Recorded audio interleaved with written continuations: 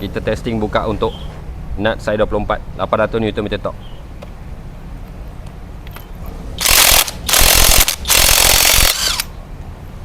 Ngam 1 2. Okey, kita buka 3.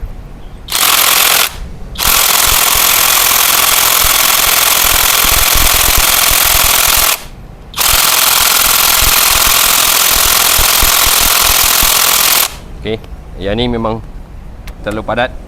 So kita akan test bawah.